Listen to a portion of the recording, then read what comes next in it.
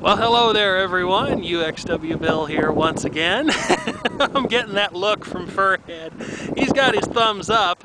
Here we are at a random rest stop. Here we are at a random rest stop on the Illinois-Indiana state line. And I'll bet you can't guess what we're getting ready to have to do. Well, stay tuned. Thanks to the magic of video editing, you'll know in just a moment. Okay, the story continues. We're at the Badlands here in Indiana. And as you can see, the Mopar mud magnet certainly lived up to its name. Unfortunately, it also broke and doesn't move under its own power any longer.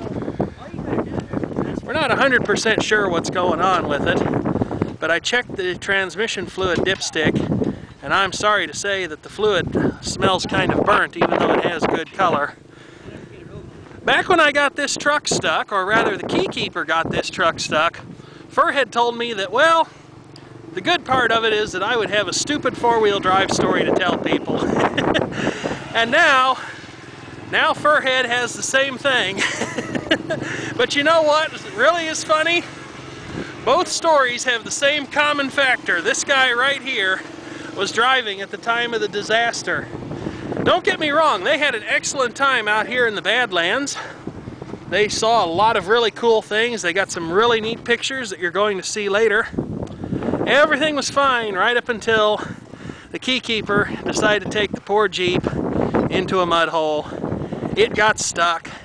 Took them a while to get it out, and when they got done getting it out, they found it would no longer operate under its own power for some as yet undetermined reason, and they had to be brought back in by, shame of all shames, a full-size GMC Jimmy with four-wheel drive. So we don't know what's happened to the Jeep so far, but hopefully it's nothing too serious.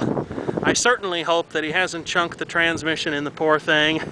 But now we have to bring it back to Illinois, and this particular rigmarole, which is not a very good way of doing anything, is going to involve getting it on the trailer. So I better stop recording and give these two guys a hand, because they look like they need one.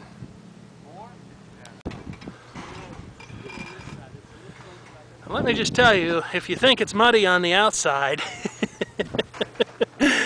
wait until you see the inside. Oh my goodness. Furhead already said he's going to have to take the interior out of this thing. Fortunately, that's not very hard to do. The folks at Chrysler really thought this through. And at least he didn't get the radio muddy. It's got to count for something. Wow. Just absolutely unreal. William? Now, I'm pretty sure there's a moral to this story, and if you want my guess as to what it is,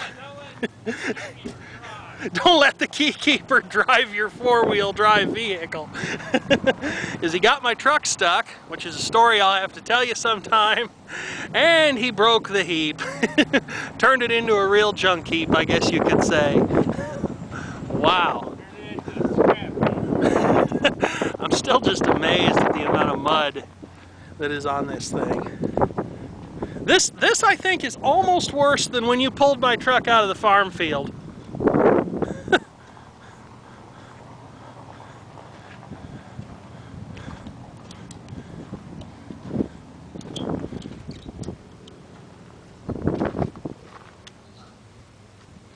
Let's see if we can get a look underneath. Oh yeah, there's plenty of mud underneath there, that's for darn sure. Have you ever found yourself in a position where you don't have a winch? Well, we are now selling Human Winch, the arm-powered winch for your stock 4x4. You ready, partner? Ready. Roll! Roll! Roll! Roll! Roll!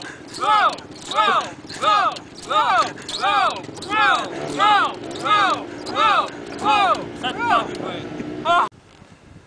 Well, at long last, and thanks to the tireless work of Bizarre Furhead and the Keykeeper, with a little bit of assistance from me on the parking brake, The Mopar mud magnet is ready to go home and be mended.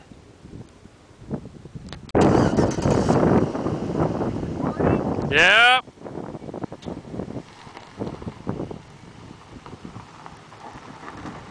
Well, there's the Jeep.